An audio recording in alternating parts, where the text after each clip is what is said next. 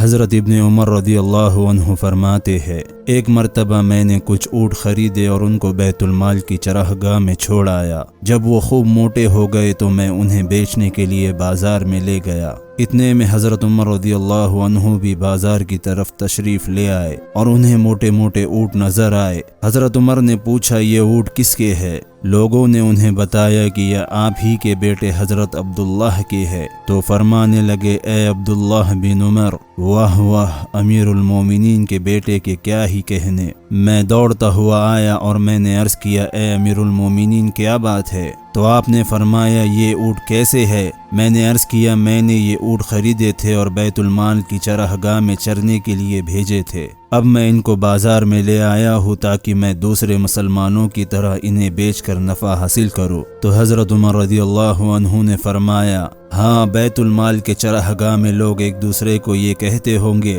کہ امیر المومنین کے بیٹے کے اونٹوں کو چراؤ اور امیر المومنین کے بیٹے کے اونٹوں کو پانی پلاؤ۔ میرے بیٹے ہونے کی وجہ سے تمہارے اونٹوں کو زیادہ رعایت کی گئی ہوں گی۔ اے عبداللہ بن عمر، ان اونٹوں کو بیچو اور تم نے جتنی رقم میں خریدے تھے وہ تم لے لو اور باقی رقم مسلمانوں کے بیت المال میں جمع کر دو۔ حضرت مالک بن عوض بن حدثان رحمۃ اللہ علیہ کہتے ہیں کہ حضرت عمر بن خطاب رضی اللہ عنہ کے پاس روم کے بادشاہ کا ایک قاصد آیا۔ حضرت عمر رضی اللہ عنہ کی بیوی نے 1 دینار ادھار لے کر عطر خریدا اور شیشیوں میں ڈال کر عطر اس قاصد کے ہاتھ روم کے بادشاہ کی بیوی کو تحفے میں بھیج دیا۔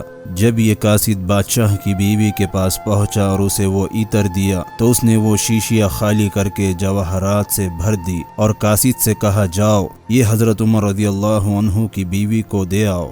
جب یہ شیشیاں حضرت عمر رضی اللہ عنہ کی بیوی کے پاس پہنچی تو انہوں نے ان شیشیوں سے وہ جواہرات نکال کر بچھونے پر رکھ دیے۔ اتنے میں حضرت عمر بن خطاب رضی اللہ عنہ آ گئے اور انہوں نے پوچھا، یہ کیا ہے؟ تو ان کی بیوی نے ان کو سارا قصہ سنایا۔ حضرت عمر رضی اللہ عنہ نے وہ تمام جواہرات بیچ دیے اور ان کی قیمت میں سے صرف 1 دینار اپنی بیوی کو دیا اور باقی ساری رقم مسلمانوں کے لیے بیت المال میں جمع کرا دی۔ حضرت اسماعیل بن محمد بن سعد بن ابی وقاص رحمۃ اللہ علیہ کہتے ہیں کہ ایک مرتبہ حضرت عمر رضی اللہ عنہ کے پاس بحرین سے مشک اور عنبر آیا۔ حضرت عمر رضی اللہ عنہ نے فرمایا، اللہ کی قسم میں چاہتا ہوں کہ مجھے کوئی ایسی عورت مل جائے جو تولنا اچھی طرح جانتی ہو اور وہ مجھے یہ خوشبو تول کر دے تاکہ میں اسے مسلمانوں میں تقسیم کر سکوں۔ ان کی بیوی حضرت عاتقہ بن زید بن عمرو بن نفیل رضی اللہ عنہا نے کہا، میں تولنے میں بڑی ماہر ہوں،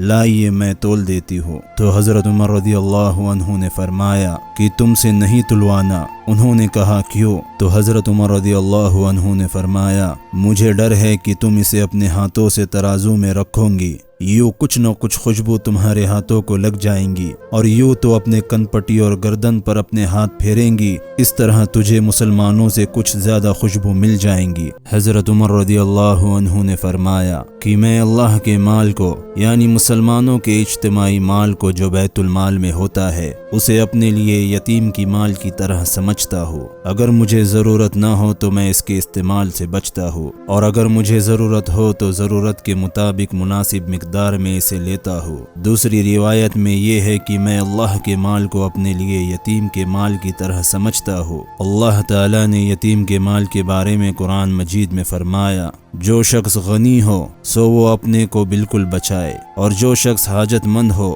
تو وہ مناسب مقدار سے کھائے۔ حضرت برا بن معمور رضی اللہ عنہ کے ایک بیٹے کہتے ہیں کہ حضرت عمر رضی اللہ عنہ ایک مرتبہ بیمار ہوئے۔ ان کے علاج میں شہد تجویز کیا گیا اور اس وقت بیت المال میں شہد کی ایک کپی موجود تھی۔ حضرت عمر نے اس شہد کو نہیں لیا بلکہ مسجد میں جا کر منبر پر تشریف لے گئے اور فرمایا، مجھے علاج کے لیے شہد کی ضرورت ہے اور شہد بیت المال میں موجود ہے، اگر آپ لوگ مجھے اجازت دے تو میں وہ لے لوں ورنہ وہ میرے لیے حرام ہے۔ چنانچہ لوگوں نے خوشی سے ان کو اجازت دے دی۔ ایک روایت میں ہے کہ حضور صلی اللہ علیہ وسلم نے حضرت عمر سے فرمایا، اس ذات کی قسم جس نے مجھے حق دے کر بھیجا ہے، مجھے حضرت جبریل علیہ السلام نے بتایا ہے کہ منکر نکیر قبر میں تمہارے پاس آئیں گے اور تم سے سوال کریں گے کہ اے عمر تیرا رب کون ہے؟ تو تم جواب میں ان سے کہو گے کہ میرا رب اللہ ہے اور اب تم بتاؤ کہ تم دونوں کا رب کون ہے؟